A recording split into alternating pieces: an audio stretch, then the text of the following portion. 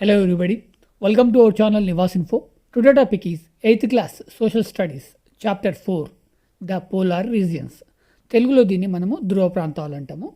ఈ చాప్టర్కి సంబంధించి basic concept అనేది, ఇంపార్టెంట్ టాపిక్స్ అనేది, ఇంపార్టెంట్ నోట్స్ అనేది ఈ వీడియోలో చూద్దాం. సో దీనికంటే ముందు చాప్టర్కి సంబంధించిన లింక్స్ అనేది నేను కింద డిస్క్రిప్షన్లో ఇస్తాను. అదేవిధంగా నెక్స్ట్ చాప్టర్కి సంబంధించిన లింక్స్ కూడా నేను కింద డిస్క్రిప్షన్లో ఇస్తాను. మీరు అలాంటి వీడియోస్ కోసం డిస్క్రిప్షన్ అనేది ఒకసారి చెక్ చేయండి. డిస్క్రిప్షన్లో కొన్ని లింక్స్ ఉంటాయి. నౌ టాపిక్లోకి వెళ్తే మనకి చాప్టర్ నేమ్ వచ్చేసేసి ద పోలార్ రీజియన్. ఈ పోలార్ రీజియన్లో మనకి పోలార్ అండ్ రీజియన్, దీనికి మీనింగ్ ఫస్ట్ మనం చూసినట్టయితే రీజియన్ మీన్స్ యాన్ ఏరియా. ఒక రీజియన్ అంటే మనకి సింపుల్గా మనం చెప్పాలి అంటే ఏంటంటే సమ్ ఏరియాని రీజియన్ అంటాం. బట్ ఏరియా అనేది డిఫరెంట్గా ఉంటుంది. ఏరియాకి సమ్ క్యారెక్టరిస్టిక్స్ అనేది ఉండాలి. సో దాని రీజియన్ అని ఎప్పుడు అంటామంటే a specially part of country. Okay, ఒక కంట్రీలో ఒక స్పెషల్ పార్ట్ అది ఉండాలి. దాన్ని మనము ఒక రీజియన్ అంటాం. అంటే సమ్ వెదర్ అనేది డిఫరెంట్ ఉండాలి, లేదా సమ్ అక్కడ ఏదైనా ఒక క్యారెక్టరిస్టిక్ అనేది అక్కడ ఉండాలి. అదేవిధంగా are the world having definable characteristics but not always fixed boundaries. ఒక స్పెషలైజ్డ్ క్యారెక్టరిస్టిక్స్ అంటే వరల్డ్ హ్యావింగ్ డిఫైనబుల్ క్యారెక్టరిస్టిక్స్ అక్కడ ఉన్నప్పుడు అక్కడ బౌండరీస్తో సంబంధం లేదు. ఎందుకంటే టూ కంట్రీకి సంబంధించిన ఒక ఏరియాలో ఒక స్పెషల్ క్యారెక్టరిస్టిక్ ఉన్నదని కూడా దాన్ని సమ్ రీజన్ అంటాం. ఆ క్యారెక్టరిస్టిక్స్ని బేస్ చేసుకొని దాన్ని మనం అక్కడ రీజియన్ అని చెప్తాం అనమాట. సో ఇక్కడ రీజియన్ అంటే ఏంటి అంటే సింపుల్గా సమ్ ఏరియా. సో దీని తర్వాత next what is an polar. మనకి గ్లోబ్లో ఒకసారి చూసినట్టయితే మనకి north pole and south pole అని ఉంటుంది. సో ఇక్కడ of or relating to the north or south pole or the region around it. ఆ పోల్స్ ఏదైతే ఉన్నాయో, north pole and south pole అయితే ఉన్నాయో దాని చుట్టూ అరౌండ్ ఇట్ రీజియన్ ఏదైతే ఉందో దాన్ని మనము పోలార్ అంటాము. సో ఇప్పుడు ఓవరాల్గా పోలార్ రీజియన్ మీన్స్ మనకున్న ఈ south pole and north pole ఆ రీజియన్స్ ఏవైతే ఉన్నాయో దాని చుట్టూ ఉన్న ఏరియాని మనము పోలార్ రీజియన్ అంటాం. The region which lies near the poles is called the polar region. So ఇక్కడ region, polar and polar region ఇవి తెలుసుకున్న తర్వాత నెక్స్ట్ మనము ఒకసారి ఈ మ్యాప్ చూద్దాం. ఇక్కడ మ్యాప్ చూడండి, ఇది నార్త్ పోల్. ఓకే, ఇక్కడ నార్త్ పోల్ని టాప్లోంచి తీసిన యాంగిల్. యాక్చువల్గా మనము గ్లోబ్ చూసినప్పుడు ఇలా ఉంటుంది, మనకి ఇండియా అక్కడ ఉంటుంది. ఇక్కడ నుంచి మనము టాప్కి వెళ్తే this is called north pole, ఇక్కడ మనకి డౌన్కి వెళ్తే సౌత్ పోల్. మనము ఈ చాప్టర్లో మనం నార్త్ పోల్ గురించి డిస్కస్ చేస్తున్నాము. సో ఇక్కడున్న ఈ లెఫ్ట్ సైడ్లో ఉన్న పిక్చర్ ఏంటంటే ఈ గ్లోబ్లో టాప్ సైడ్లో ఉంది కదా, టాప్ యాంగిల్లో తీసిన పిక్చర్. సో మనకి ఇందులో ఈ సర్కిల్ని చూస్తారా, ఈ సర్కిల్ లోపల ఉన్నదాన్ని మనము ఆర్కిటిక్ సర్కిల్ అంటాం.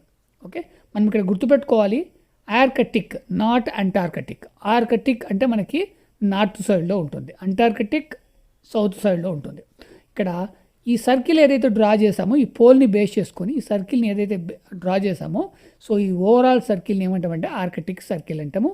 దీన్నే మనం ఇక్కడ నార్త్ పోల్ అంటాం. సో దీనికి టాప్ యాంగిలే దిస్ పిక్చర్. నెక్స్ట్ ఈ ఆర్కిటిక్ సర్కిల్కి వచ్చేటప్పటికి మనము ఆర్కిటిక్ సర్కిల్ అంటే అది ఎక్కడెక్కడ ఉంది, ఫస్ట్ ఈ ఆర్కిటిక్ సర్కిల్లో ఉన్న కంట్రీస్ ఏంటనేది ముందు చూద్దాం. The Arctic circle passes through northern America, Greenland, north Asia, the Scandinavian Peninsula and the Arctic Ocean, Norway, Sweden, Finland, Russia, the United States, Alaska, Canada, Denmark and Ireland are the 8 countries containing land in the Arctic Circle. ఈ Arctic సర్కిల్లో ఉన్న countries, places ఏవి అంటే ఇవి వీటిపైన కూడా మనకి hire ఎడ్యుకేషన్లో కానీ ఇంకెక్కడైనా కానీ కాంపిటేటివ్ ఎగ్జామ్స్లో కానీ కొన్ని క్వశ్చన్స్ అనేది రావచ్చు. ఇవి కూడా మనకి ఒక ఐడియా అనేది ఉంటే చాలా బెటర్. నెక్స్ట్ మనకి ఇక్కడ ఒక పిక్చర్ చూసినట్టయితే ఇది టోటల్గా సీ, కాకపోతే ఇక్కడ ఏంటంటే టోటల్ ఐస్ బర్గ్స్ ఉన్నాయి. ఇక్కడ ఇంకా టాప్లో చూసినట్టయితే మొత్తం కోల్డ్గా ఉండడం వల్ల మొత్తం ఐస్ కట్టుకుపోయింది. సో ఇది ఏంటి అంటే టాండ్రా ప్లేస్. ఈ నార్త్ పోల్, సౌత్ పోల్ ఏవైతే ఉన్నాయో ఆ ప్లేస్లు అనేది వెదర్ అనేది ఈ విధంగా ఉంటుంది. అంటే ఆల్మోస్ట్ ఇయర్లో 365 days ఇలా ఐస్తో కంప్లీట్గా కప్పబడి ఉంటుంది. సో ఈ ఏరియాని మనం ఏంటంటామంటే టాండ్రా అంటాము. అంటే ఇక్కడ టాండ్రా అంటే ఏంటంటే the northern part of the continent within the polar region is known as the tundra. మనకి నార్త్ సైడ్లో ఈ పోలార్ రీజన్ ఏదైతే ఉందో ఆ ఏరియాని మనము టాండ్రా అంటాము. Tundra means cool. Cold, very very very cold. టాండ్రాకి మీనింగ్ ఏంటంటే వెరీ వెరీ కోల్డ్. సో అక్కడ ఇయర్లో మొత్తం కూడా ఇదే విధంగా ఉంటుంది. సో ఇంకా ఇక్కడ ఇలా ఉండడానికి రీజన్ ఏంటి అంటే మనము అక్కడ ఉన్న వెదర్ కండిషన్స్ అనేది మనం ఫస్ట్ తెలుసుకోవాలి.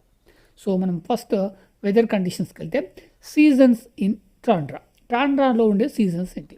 సో టాండ్రా అంటేనే కోల్డ్ ప్లేస్ కాబట్టి మనం ఫస్ట్ వింటర్కి వెళ్దాం. ఇక్కడ వింటర్ అనేది ఏ విధంగా ఉంటుంది. It is almost dark throughout November, December and January since the sun does not rise at all. This is the winter of the tundra. ఈ నార్త్ పోల్ దగ్గర ఏదైతే రీజియన్ ఉందో ఆ రీజియన్ ఆర్కిటిక్ ఏరియా అని ఏదైతే అంటున్నామో, సో ఆర్కిటిక్ సర్కిల్ ఏదైతే అంటున్నామో అక్కడ యాక్చువల్గా సమ్మర్లో కూడా వింటరే ఉంటుంది. బట్ ఇక్కడ పర్టికులర్గా వింటర్ సీజన్ ఎప్పుడు అంటే మనము గుర్తుపెట్టుకోవాల్సిన మంత్స్ ఏవి అంటే November, December and January. Okay right, ఈ మంత్స్ అనేది గుర్తుపెట్టుకోవాలి. ఇక్కడ ఎందుకు ఈ మంత్స్ అనేది పర్టికులర్గా గుర్తుపెట్టుకోవాలంటే నవంబర్, డిసెంబర్ అండ్ జనవరిలో అక్కడ సన్ అనేది అసలు ఉండదు, సన్లైట్ అనేది అసలు అక్కడ పడదు, ఆ ఏరియాలో సన్ అనేది అసలు కనిపించదు. అందుకే ఇయర్లో మరీ ఎక్కువగా కోల్డ్గా ఉండే టైం ఏది అంటే November, December and January. So టాండ్రాకు సంబంధించిన వింటర్ సీజన్. ఈ వింటర్ సీజన్లో అక్కడ ఏమవుతుంది అంటే లేక్స్ అండ్ సీస్ ఫ్రీజెస్. అక్కడ కంప్లీట్ అసలు సన్లైట్ అనేది పడకపోవడం వల్ల, అంటే హీట్ అనేది లేకపోవడం వల్ల అక్కడ ఉన్న లేక్స్ అదేవిధంగా సీ అనేది ఏమవుతుంది టోటల్గా ఫ్రీజ్ అయిపోతుంది. Next strong cold winds blow and there is heavy snowfall. అక్కడ హెవీ స్నోఫాల్ అనేది పడుతుంది. అదేవిధంగా కోల్డ్ విండ్స్ బ్లో, చాలా చల్లటి గాలులు అంటే మనకు సమ్మర్లో వెరీ కోల్డ్ విండ్స్ అనేది అక్కడ బ్లో అవుతాయి. Next all the plants die. ఇక్కడ ప్లాంట్స్ అన్నీ కూడా డై, సో చనిపోతాయి. మరి ఇక్కడ ప్లాంట్స్ ఎందుకు చనిపోతాయి అంటే ప్లాంట్స్కి ఏం కావాలి, యాక్చువల్గా సన్లైట్ కూడా కావాలి. వాటర్తో పాటు ప్లాంట్స్కి కావాల్సింది ఏంటి సన్లైట్. మరి ఇక్కడ నవంబర్, డిసెంబర్ అండ్ జనవరిలో అసలు సన్ అనేది అక్కడ సన్లైట్ అనేది ఉండకపోవడం వల్ల టోటల్గా అక్కడ ఉన్న ప్లాంట్స్ ఏవైతే ఉన్నాయో అవన్నీ కూడా చనిపోతాయి అన్నమాట. Next even birds and animals live this region and migrate elsewhere. అక్కడ అప్పటి వరకు ఉన్న బర్డ్స్ అండ్ యానిమల్స్ ఏవైతే ఉన్నాయో ఆ రీజియన్ని వదిలేస్తాయి, leave this regions and migrate elsewhere. ఎక్కడికో ఒక చోటుకి అవి మైగ్రేట్ అంటే వలస వెళ్ళిపోతాయి. సో ఇంటర్లో జరిగే చేంజెస్ అక్కడ. సో మనం వింటర్ తర్వాత నెక్స్ట్ సమ్మర్కి వెళ్దాం. మరి ఇక్కడ సమ్మర్ ఎప్పుడంటే the sun begins to shine in the tundra around February to March. ఇక్కడ సన్ అనేది చిన్న చిన్నగా కనిపించడం ఎప్పుడు స్టార్ట్ అవుతుంది అంటే ఫిబ్రవరి అండ్ మార్చ్లో స్టార్ట్ అవుతుంది ఆ టాండ్రాలో. అప్పటి వరకు అంటే ఇక్కడ మనము నవంబర్, డిసెంబర్, జనవరిలో అసలు సన్ అనేది కనిపించదు. ఫిబ్రవరి లేదా మార్చ్లో సన్ అనేది కనిపిస్తుంది. మరి అట్ ఏ టైం టోటల్గా కనిపిస్తుంది అంటే కనిపించదు. యాక్చువల్గా 24 అవర్స్ అక్కడ చీకటి ఉంటుంది, అప్పటి వరకు డార్క్ ఉంటుంది. ఇక్కడ ఏమవుతుంది అంటే మెల్లమెల్లగా హవర్స్, కొన్ని హవర్స్ అనేది సన్ అనేది అక్కడ డిస్ప్లే అవ్వడం స్టార్ట్ అవుతుంది. So in the beginning the sun shines for a maximum of an hour and a half and then sets. ఇక్కడ ఫస్ట్ ఏమవుతుందంటే జస్ట్ ఒక 1 hour, 24 అవర్స్లో జస్ట్ 1 hour మాత్రమే సన్ అనేది కనిపిస్తుంది. సో అది కంటిన్యూగా ఏమవుతుంది, డేస్ గడుస్తూ ఉంటే ఆ సన్ అనేది కనిపించడం అనేది ఎక్కువ అవుతుంది. Gradually it lengthens to 2 hours, 6 hours, 8 hours, 16 hours and finally 24 hours. ఇక్కడ వింటర్కి ఆపోజిట్ సమ్మర్. సో మన దగ్గర అయినా కానీ ఆపోజిటే. బట్ మన దగ్గర ఏంటి అంటే సమ్మర్లో, వింటర్లో, రెయిన్ సీజన్లో ఎప్పుడైనా కానీ మనకి సన్లైట్ అనేది పడుతుంది. బట్ ఇక్కడ టాండ్రా ప్లేస్కి వచ్చేటప్పటికి అసలు వింటర్లో సన్లైట్ అనేది ఉండదు. సమ్మర్కి వచ్చేటప్పటికి చిన్నగా స్టార్ట్ అవుతుంది. స్టార్టింగ్లో ఒక 2 hours, తర్వాత 6 hours, 8 hours అట్లా ఆ అవర్స్ అనేది గ్రాడ్యువల్లీ ఇంక్రీజ్ అవుతాయి. ఇంక్రీజ్ అయ్యి ఫైనల్గా 24 hours అక్కడ సన్లైట్ అనేది ఉంటుంది. వింటర్కి ఆపోజిట్. వింటర్లో అసలు 24 hours సన్లైటే ఉండదు. బట్ ఇక్కడ సమ్మర్కి వచ్చేటప్పటికి 24 hours సన్లైట్ అనేది అక్కడ ఉంటుంది. Then for almost 3 months from May to July. మనకి సమ్మర్ ఎలాగో అక్కడ కూడా వాళ్ళకి సమ్మరు. ఈ మే టు జూలై ఏమవుతుంది అంటే ఆ సన్ అనేది నెవర్ సెట్స్, అంటే 24 hours మనకి కనిపిస్తూనే ఉంటుంది. అంటే ఆ సన్లైట్ అనేది ఎక్కడో ఒక చోట పడుతూనే ఉంటుంది. బట్ పడ్డప్పటికీ అక్కడ సమ్మర్ ఉన్నప్పటికీ కూడా హీట్ అనేది పెద్దగా ఏమి ఉండదు. జస్ట్ వింటర్తో కంపేర్ చేస్తే లిటిల్ బిట్ హీట్ ఉంటుంది, ఎందుకంటే 24 అవర్స్ అక్కడ సన్లైట్ పడుతుంది. మరి ఇక్కడ సన్లైట్ పడుతుంది అంటే స్ట్రైట్గా పడదు, అది కూడా మనం గుర్తుంచుకోవాల్సిన పని. మనకి కూడా జస్ట్ కంప్లీట్గా స్ట్రైట్గా పడదు, జస్ట్ మనకి కొంచెం క్రాస్. కానీ ఇక్కడ కంప్లీట్ క్రాస్ అనమాట, చాలా లెంతీగా సన్లైట్. ఇక్కడ ఏమవుతుందంటే మనకి ఈవినింగ్ టైంలో సన్ను మనకి ఎక్కడో వెస్ట్ సైడ్ చాలా లాంగ్లో కనిపిస్తుంది సన్, అప్పుడు మనకు పెద్ద హీట్ ఉండదు. సో ఇక్కడ ఈ టాండ్రా ప్లేస్లో కూడా అంతే అనమాట. ఈవినింగ్లో మనకి సన్ ఎలా ఉంటుందో వాళ్ళకి మిడ్ డే కానీ మిడ్ నైట్ కానీ అదే విధంగా కనిపిస్తుంది. అంటే ఎక్కడో ఒక దూరాన ఆ సన్ అనేది కనిపిస్తుంది, బట్ హీట్ అనేది పెద్దగా ఏముండదు. అలా ఎందుకు అంటే ఆ ప్లేస్ ఉన్న పొజిషన్ అలాంటిది అనమాట. సన్కి ఆ ప్లేస్ ఉన్న పొజిషన్కి ఎప్పుడే కానీ స్ట్రైట్గా రాకపోవడం వల్ల ఎంతసేపు ఆ సన్ రేస్ అనేవి కొంచెం క్రాస్గా అక్కడ ఎర్త్ని టచ్ అవ్వడం వల్ల పెద్దగా హీట్ అనేది అక్కడ కనిపించదు.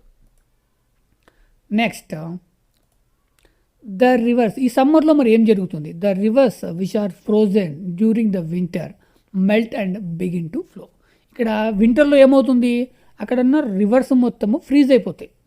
ఇక్కడ సమ్మర్ వచ్చేటప్పుడు అంటే జస్ట్ లిటిల్ బిట్ హీట్ వల్ల ఏమవుతుందంటే ఫ్రీజ్ అయిన ఐస్బర్గ్స్ ఏవైతున్నాయో అవి కొంచెం మెల్ట్ అవ్వడం స్టార్ట్ అవుతుంది. ఆ మెల్ట్ అయినప్పుడు ఏమవుతుంది, ఆ మెల్ట్ అవుతుందంటే అక్కడ వాటర్ అనేది రెడీ అవుతుంది. ఆ వాటర్ ఏమవుతుంది, జస్ట్ ఫ్లో అవుతుంది. The lakes fill up and huge chunks of ice break off and float into the ocean as icebergs. ఇక్కడ ఐస్ ఏదైతే ఫ్రీజ్ అయిందో వింటర్లో అవి ఏమవుతుంది అంటే ఈ సమ్మర్లో కొంచెము మెల్ట్ అవ్వడం వల్ల కొన్ని ఐస్బర్గ్స్గా బ్రేక్ అవుతాయి. ఆ బ్రేక్ అయినవి కూడా మొత్తము కంప్లీట్ మెల్ట్ అవ్వకుండా ఆ ఐస్ యాక్చువల్గా ఏమవుతుంది, వాటర్లో పైనే ఉంటుంది, వాటర్లో మునిగిపోదు. సో ఆ వాటర్లో అలా ఫ్లో అవుతుంది, ఆ ఫ్లో అవుతూ ఓషన్లోకి వెళ్ళిపోతుంది. The land which was frozen and desolate in winter comes alive with colour during summer. ఇక్కడ సమ్మర్కి వచ్చేటప్పటికి ఏమవుతుంది, లిటిల్ బిట్ ఆ సన్లైట్ వల్ల మనకి ఏదైనా సరే సమ్ ట్రీస్ కావాలి, ట్రీస్ అక్కడ గ్రో అవ్వాలి అంటే సన్లైట్ అనేది కంపల్సరీ కావాలి. ఈ లిటిల్ బిట్ సన్లైట్ వల్ల అక్కడ ఏమవుతుందంటే అక్కడ వాతావరణం మొత్తం చేంజ్ అయిపోతుంది, అంటే మొత్తం కలర్ఫుల్గా చేంజ్ అవుతుంది.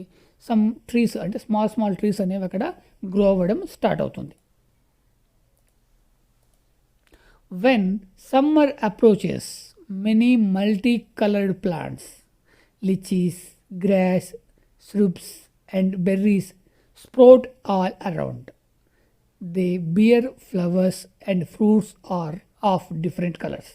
Many birds and animals comes to feed in them. అంటే ఇక్కడ వింటర్లో ఏదైతే జరుగుతుందో దానికి ఆపోజిట్ సమ్మర్లో జరుగుతుందన్నమాట. అక్కడ చిన్న చిన్న ప్లాంట్స్ అనేవి గ్రో అవుతాయి, అదేవిధంగా సమ్ ఫ్లవర్స్ సమ్ ఫ్రూట్స్ అనేవి డిఫరెంట్ కలర్స్లో గ్రో అవుతాయి. అదేవిధంగా అంతకుముందు అక్కడ నుంచి వెళ్ళిపోయిన బర్డ్స్ కానీ యానిమల్స్ కానీ తిరిగి అక్కడికి వస్తాయి. ఎందుకు వస్తాయంటే అక్కడ సమ్ ఫుడ్ అనేది, వాటికి కావాల్సిన ఫుడ్ అనేది చిన్నగా ఈ సమ్మర్లో గ్రో అవ్వడం స్టార్ట్ అవుతుంది కాబట్టి ఆ ఫుడ్ కోసం అవి మళ్ళీ రిటర్న్ తిరిగి వస్తాయి. నెక్స్ట్ అక్కడ ఉండే వెజిటేరియన్. మరి టండ్రా ప్లేస్లో వెజిటేరియన్ ఉంటుందా అంటే ఇక్కడ యాక్చువల్గా మనం ఒకటి గుర్తుపెట్టుకోవాల్సింది ఏంటంటే వెజిటేబుల్స్ మీన్స్ సమ్ ప్లాంట్స్ అనేది కంపల్సరీ గ్రో అవ్వాలి. మరి ప్లాంట్స్ గ్రో అవ్వాలి అంటే సన్లైట్ కంపల్సరీ కావాలి. బట్ ఇక్కడ టండ్రా అంటేనే కంప్లీట్ కోల్డ్ ప్లేస్. ఆ కోల్డ్ ప్లేస్లో ఏమవుతుంది, ఎప్పుడు కూడా ఐస్ ఉంటుంది. ఐస్ ఉండడం వల్ల అక్కడ ఉన్న ల్యాండ్ ఏమవుతుందంటే చాలా సాలిడ్గా ఉంటుందన్నమాట. ఆ సాలిడ్ ల్యాండ్లో ఈ ఎనీ టైప్ ఆఫ్ ప్లాంట్ కూడా గ్రో అవ్వదు. ఓకే, ఒక plant first of all grow అవ్వాలి అంటే అక్కడ ఏంటి, అక్కడ ఉన్న ల్యాండ్ అనేది చాలా మెత్తగా ఉండాలి, సాలిడ్గా ఉండకూడదు. అట్లాంటప్పుడే అక్కడ సమ్ ప్లాంట్ అనేది grow అవ్వగలుగుతుంది.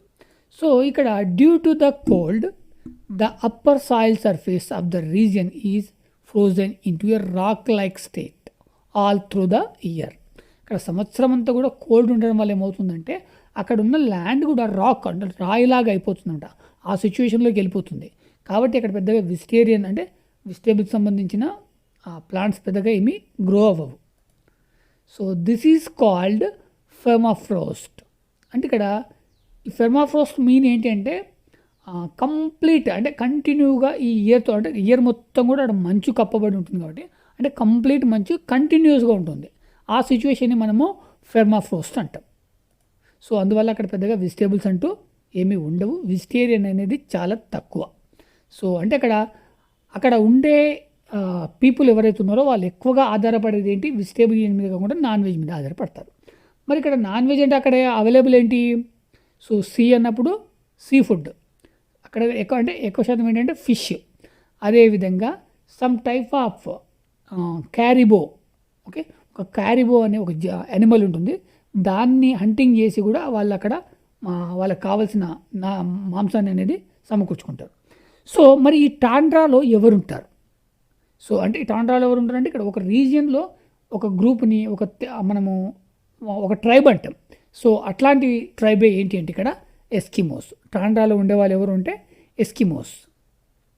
The most commonly accepted meaning of Eskimo is snow shoe netter. So ఇక్కడ ఎస్కిమోకి మీనింగ్ ఏంటి అంటే స్నో షూ నెట్టర్. ఈ వర్డ్ అనేది మీరు గుర్తుపెట్టుకోవాలి. Eskimo what is the mean, okay, snow shoe netter. The Arctic is a region of vast treeless plain, icy seas and barren rocky islands. This harsh and cold land is the home of the Eskimos. So ఇంత dangerous ఈ place అనేది ఎవరుంటారు అక్కడ అంటే Eskimos ఉంటారు. Eskimos యొక్క land అంటే అక్కడ ఉండే ట్రైబ్ని మనం ఏమంటున్నామంటే ఎస్కిమోస్ అంటున్నాం. So they live in the scattered settlements in Greenland, Canada, Alaska and Siberia. So అక్కడ ఆ సరౌండింగ్ ఏరియాస్ ఆ ఏరియాస్లో ఈ ఎస్కిమోస్ అనే వాళ్ళు ఉంటారు. సో పర్టికులర్గా Greenland, Canada, Alaska and Siberia. They lived by hunting and fishing and they developed A way of life well shooted to their homeland. అక్కడున్న హోమ్ల్యాండ్ అంటే ఆ టాండ్రా ఏరియా ఏదైతే ఉందో ఆ హోమ్ల్యాండ్కి షూటబుల్గా వాళ్ళ లైఫ్ అనేది కన్వర్ట్ చేసుకుంటారు. అంటే అక్కడ ఉన్న సిచ్యువేషన్స్ ఏంటి, వాళ్ళు హంటింగ్ చేయాలి లేదా ఫిషింగ్ చేయాలి. సో వాటి మీద డిపెండ్ అయ్యే వాళ్ళ జీవితం అనేది ఉంటుంది, వాళ్ళ లైఫ్ అనేది ఉంటుంది. సో వాటికి అనుగుణంగానే ఆ హోమ్ల్యాండ్కి అనుగుణంగానే వాళ్ళ లైఫ్ స్టైల్ అనేది ఉంటుంది.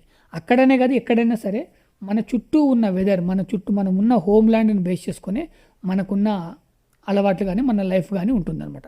సో ఎస్కిమోస్కి అక్కడ ఉన్నది ఏంటి అంటే హంటింగ్ లేదా ఫిషింగ్. సో వాటి మీద ఆధారపడే వాళ్ళు బ్రతకాలి. సో గ్రూప్స్ ఇన్ ఎస్కిమోస్, ఇక్కడ గ్రూప్స్ గురించి మాట్లాడితే there are 2 main groups referred to as Eskimos. అక్కడ ఓన్లీ 2 గ్రూప్స్, మెయిన్ గ్రూప్స్ అనేవి 2 ఉన్నాయి. అవి ఏంటంటే ఇన్యూయిట్ అండ్ యూపిక్. ఈ వర్డ్స్ గుర్తుపెట్టుకోవాలి, ఇన్యూయిట్ అండ్ యూపిక్. ఇవి groups in Eskimos, main groups in Eskimos. ఇక్కడ Inuit in their language means the people or the real people. ఇక్కడ ఇన్యూట్కి మీనింగ్ ఏంటి అంటే వాళ్ళ లాంగ్వేజ్లో పీపుల్ లేదా ద రియల్ పీపుల్ అనేది దానికి ఉన్న మీనింగ్. సో ఇన్యూట్కి మీనింగ్ మీద కూడా మనకి క్వశ్చన్ అనేది రావచ్చు. నెక్స్ట్ అక్కడ ఉన్న లాంగ్వేజెస్ని చూసినట్టయితే అక్కడ there are 3 main languages. So అక్కడ పర్టికులర్గా 3 లాంగ్వేజెస్ ఉన్నాయి. అవి ఏంటి అంటే ఎల్యూట్, యూపిక్, ఇన్యూపిక్. సో ఈ 3 లాంగ్వేజెస్ అనేవి అక్కడ మెయిన్ లాంగ్వేజెస్. Next sledges. ఇక్కడ స్లెడ్జెస్ అంటే ఒకటి గుర్తుపెట్టుకోవాలి, మనము ఎక్కడైనా జర్నీ చేయాలంటే మనకు ఓన్ వెహికల్స్ ఉంటాయి. ఇప్పుడు ప్రజెంట్ కార్, బైక్ అట్లాంటిది. సో ఇక్కడ స్లెడ్జెస్ అనేది కూడా ఒక వెహికల్. అది ఏంటి అంటే డాగ్స్ ఉంటాయి కదా, డాగ్స్తో రన్ అవుతుంది. సో ఈ పిక్చర్ని చూడండి. సో ఈ విధంగా ఉంటుంది. డాగ్స్ ద్వారా ఉంటుంది. ఇది ఒక వెహికల్. స్లెడ్జెస్ మీన్స్ ఒక వెహికల్. ఇది ఈ ఐసీ ప్లేసెస్ ఏవైతే ఉన్నాయో అక్కడ వాళ్ళు ట్రావెల్ చేయడానికి. అదేవిధంగా మనకి బోట్స్ ఉంటాయి. ఈ బోట్స్ అనేది మనం ఎక్కడ యూజ్ చేస్తాం, వాటర్లో యూజ్ చేస్తాం. అక్కడ వాళ్ళు ఈ సీలో ఉపయోగించే ఆ వెహికల్ పేరు ఏంటంటే కయాక్స్. ఇక్కడ కయాక్ అంటే ఏం లేదు, kayak are small canoe like boats made of animal skin stretched over a wooden frame. So ఆ వుడెన్ ఫ్రేమ్ పైన జస్ట్ ఒక యానిమల్ స్కిన్స్ అనేది అక్కడ స్ట్రెచ్ చేస్తారు. అదే దాన్ని మనమైతే యాక్చువల్గా బోట్ అంటాము, వాళ్ళు దాన్ని కయాక్స్ అంటారు. నెక్స్ట్ అక్కడ ఉన్న ఎస్కిమోస్ యొక్క ఫుడ్ అంటేనే మనం గుర్తుపెట్టుకోవాల్సింది ఏంటంటే నాన్ వెజ్. ఈ నాన్ వెజ్ అంటే meet, fat and fish make of a large part of the Eskimos diet. ఎందుకు ఇక్కడ నాన్ వెజ్ అంటే ఆ కోల్డ్ వెదర్ వల్ల అక్కడ ట్రీస్ అనేవి గ్రో అవ్వవు. సో అందువల్ల వెజిటేబుల్స్ అనేవి చాలా తక్కువ. Next hunting and fishing. So ఈ మీట్ అనేది వాళ్ళకి ఎలా వస్తుంది, హంటింగ్ అండ్ ఫిషింగ్ వల్ల వస్తుంది. Eskimos are highly skilled at this activities. So వాళ్ళు చేస్తున్న వర్క్ అది. కాబట్టి దీంట్లో హై స్కిల్స్ అంటే హైలీ స్కిల్డ్ ఈ యాక్టివిటీస్లో హంటింగ్ చేయడంలో కానీ ఫిషింగ్ చేయడంలో కానీ వాళ్ళకి హయ్యెస్ట్ స్కిల్స్ ఉంటాయి. సో ఆ స్కిల్స్ని చూస్తే మనం కూడా వండర్ ఫీల్ అవుతాం.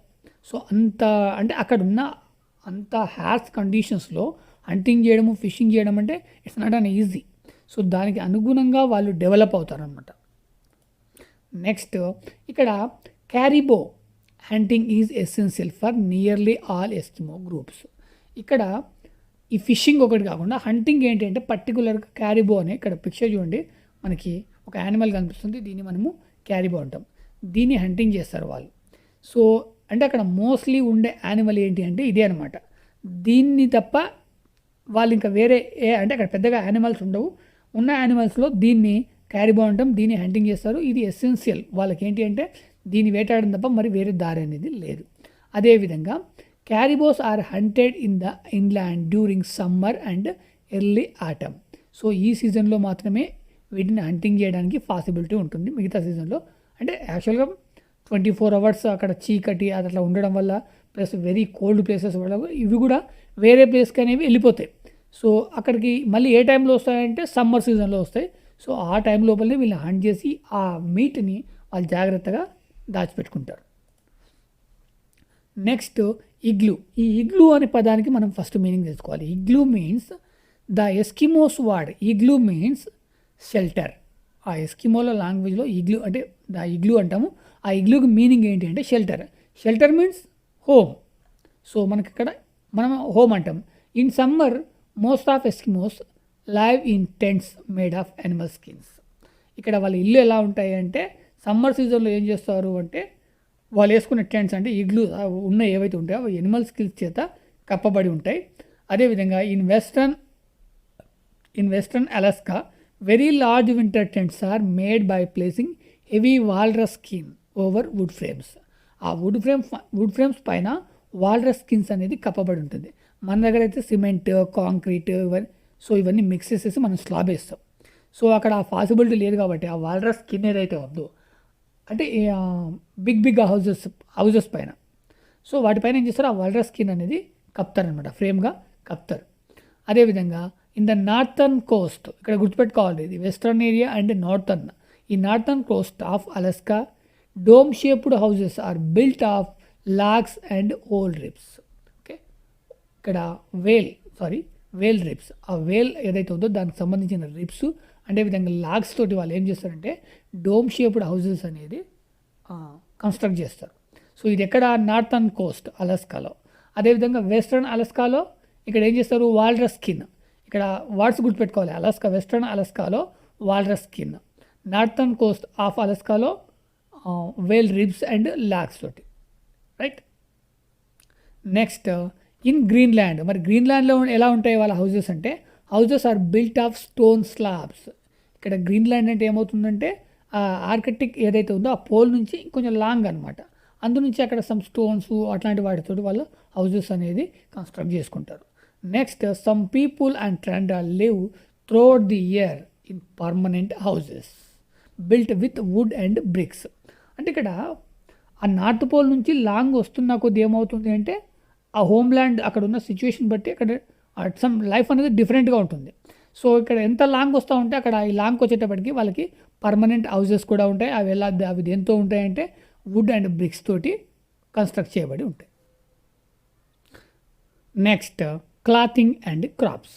సో అక్కడ ఉండే క్లాత్స్ ఏంటి, the Eskimos wear boots called mukluks, trousers and hooded jackets called parkas, all made of animal skins.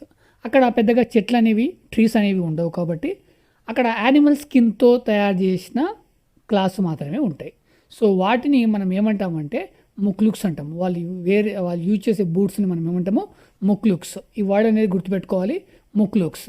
అదేవిధంగా ట్రౌజర్స్ అండ్ హూడెడ్ జాకెట్స్ వాటిని మనము పర్కాస్ అంటాము. ఈ పర్కాస్ అనేది మెన్స్ అండ్ జెంట్స్ కొంచెం డిఫరెంట్, కొంచెం లిటిల్ బిట్ డిఫరెన్స్ అనేది ఉంటుంది వాళ్ళు యూజ్ చేసే ఆ క్లాస్కి. సో దాన్ని ఓవరాల్గా మనము పర్కాస్ అంటాము. సో ఇవన్నీ కూడా మేడ్ ఆఫ్ యానిమల్ స్కిన్స్ తోటే తయారు చేయడం జరుగుతుంది. సో అయితే ఇక్కడ మరి మనము వెదర్ కండిషన్స్ని బేస్ చేసుకొని మన దగ్గర డిఫరెంట్ టైప్ ఆఫ్ అంటే summer, winter, rainy season base చేసుకొని మనము డిఫరెంట్ టైప్ ఆఫ్ క్లాస్ అనేది యూజ్ చేస్తాం. ఇక్కడ కూడా in winter the Eskimos wear 2 layers of clothing. Caribou fawn skin is preferred in winter because it is soft and warm. ఇక్కడ క్యారిబో ఏదైతే ఉందో దాన్ని మనకి ఏం చేస్తారు, వీళ్ళు సమ్మర్లో హంట్ చేస్తారు. సో దాని స్కిన్ని ఏం చేస్తారంటే ప్రిఫర్ చేస్తారు. దేనికి అంటే వింటర్ సీజన్లో వాళ్ళు క్లాతింగ్గా దాన్ని ప్రిఫర్ చేస్తారు. ఎందుకంటే ఇది చాలా సాఫ్ట్గా ఉంటుంది, అదేవిధంగా వామ్గా ఉంటుంది. So at the same time వింటర్లో 2 layers ఆఫ్ క్లాతింగ్. ఓకే, వాళ్ళు అంటే ఒకదానిపైన ఒకటి వేసుకుంటే మనం 2 layers అంటే డబల్ అట్లా వేసుకుంటారు అనమాట. అక్కడ ఎక్కువగా యూజ్ చేసేది ఏంటంటే కరిబో ఫాన్ స్కిన్. అదేవిధంగా coastal groups prefer seal skin. ఇక్కడ వేరియేషన్ గుర్తుపెట్టుకోవాలి. Coastal groups prefer seal skin in late spring and summer. It has the advantage of being water proof. ఇక్కడ సీల్ ఏదైతే ఉందో ఆ సీల్ స్కిన్ని కూడా వాళ్ళు యూజ్ చేస్తారు. దీంట్లో ఉన్న అడ్వాంటేజ్ ఏంటంటే ఇది వాటర్ ప్రూఫ్, బట్ కొంచెం హార్డ్గా ఉంటుంది, కొంచెం డిసప్పాయింట్ అనేది ఒకటి ఉంటుంది, కొంచెం హార్డ్గా ఉంటుంది.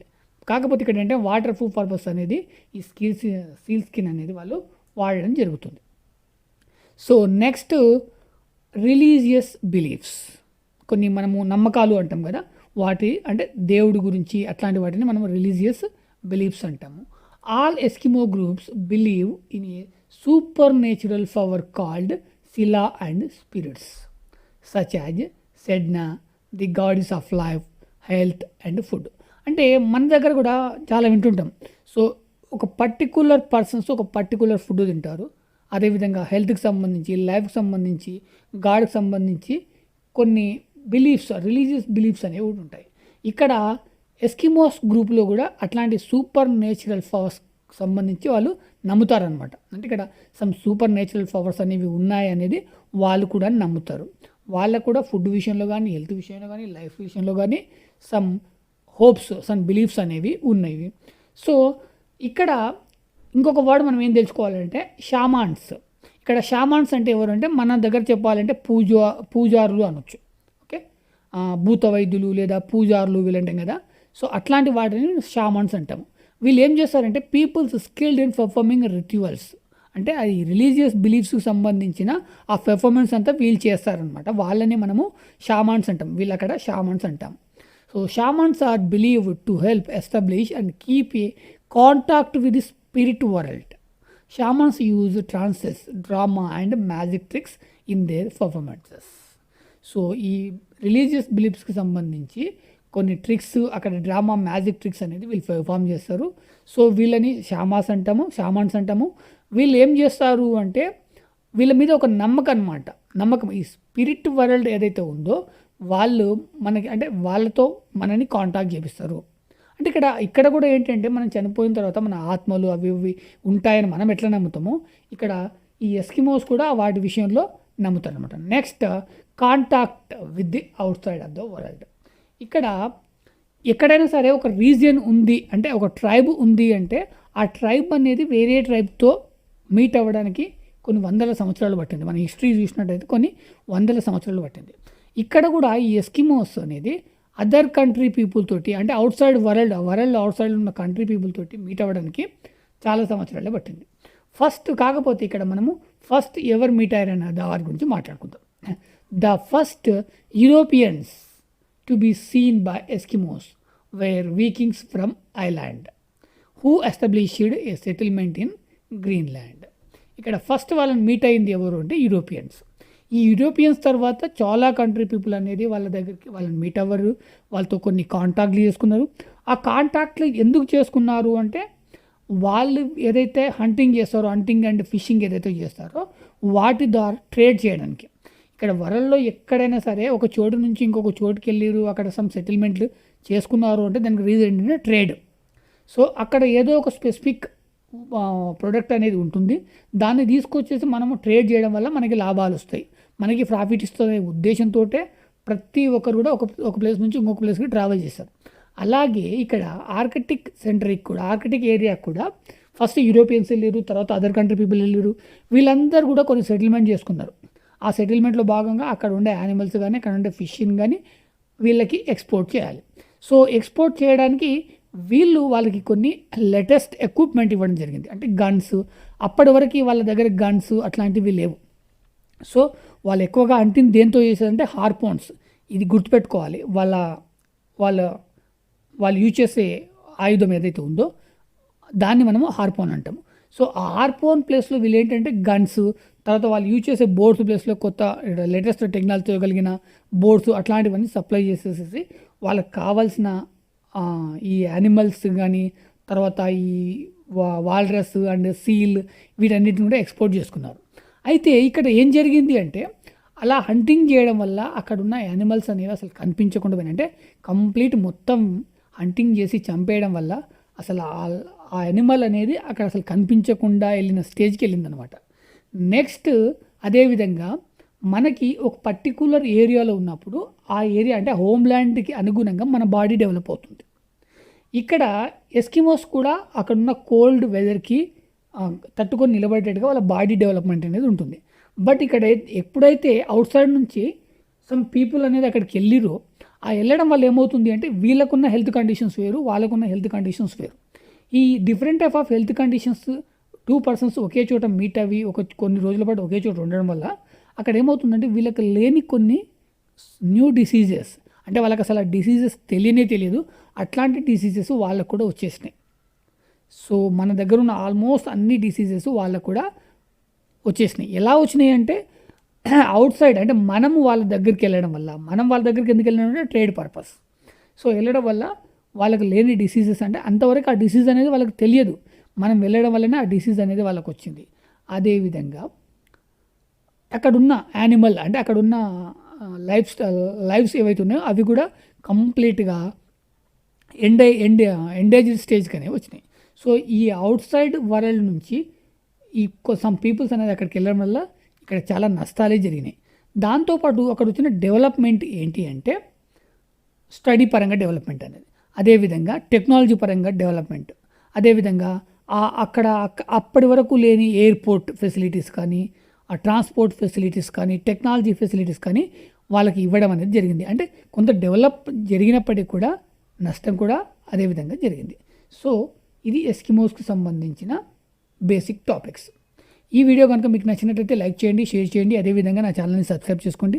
నెక్స్ట్ వీడియో కోసం లేదా ప్రీవియస్ వీడియో కోసం వీడియో డిస్క్రిప్షన్ని చెక్ చేయండి. డిస్క్రిప్షన్లో నేను కొన్ని లింక్స్ ఇస్తాను, ప్రీవియస్ వీడియో, నెక్స్ట్ వీడియో, అదేవిధంగా some chapter related video links, subject related video links అనేది నేను డిస్క్రిప్షన్లో ఇస్తాను. ఆ లింక్స్ని క్లిక్ చేయడం వల్ల కూడా మీరు నా వీడియోస్ చూడొచ్చు. లేదా ఈ వీడియో క్రింద నివాస్ ఇన్ఫో అనే ఛానల్ నేమ్ కనిపిస్తుంది, దానిపైన మీరు ఒకసారి క్లిక్ చేయండి. ఛానల్ అనేది ఓపెన్ అవుతుంది. ఛానల్ అనేది ఓపెన్ అయిన తర్వాత మీకు అక్కడ హోమ్, వీడియోస్, ప్లేలిస్ట్ అనే ఆప్షన్స్ ఉంటాయి. హోమ్ని సెలెక్షన్ చేసుకున్నట్టయితే నేను రీసెంట్గా అప్లోడ్ చేసిన వీడియోస్ డిస్ప్లే అవుతాయి. వీడియోస్ని సెలెక్షన్ చేసుకున్నట్టయితే నేను అప్లోడ్ చేసిన ప్రతి వీడియో ఉంటుంది, బట్ క్రానలాజికల్గా ఉంటుంది. అంటే నేను ఏ ఆర్డర్లో అయితే అప్లోడ్ చేశానో అదే ఆర్డర్లో ఉంటుంది. లేదు నాకు పర్టికులర్గా ఒక సబ్జెక్టుకి సంబంధించిన వీడియోస్ కావాలి అంటే మీరు ప్లేలిస్ట్ని సెలెక్షన్ చేసుకోండి. ఒక్కొక్క ప్లేలిస్ట్ ఒక్కొక్క సబ్జెక్టుకి సంబంధించిన టోటల్ వీడియోస్ అక్కడ గ్రూప్గా క్రియేట్ చేయబడి ఉంటుంది. సో ఆ గ్రూప్ని మీరు ఓపెన్ చేయడం వల్ల ఆ సబ్జెక్ట్కి సంబంధించిన టోటల్ వీడియోస్ అనేది అక్కడ డిస్ప్లే అవుతాయి. అందులోంచి కూడా మీరు వీడియో అనేది పికప్ చేసుకోవచ్చు. సో ఈ విధంగా నా వీడియోస్ అనేది చూడొచ్చు. Thank you so much.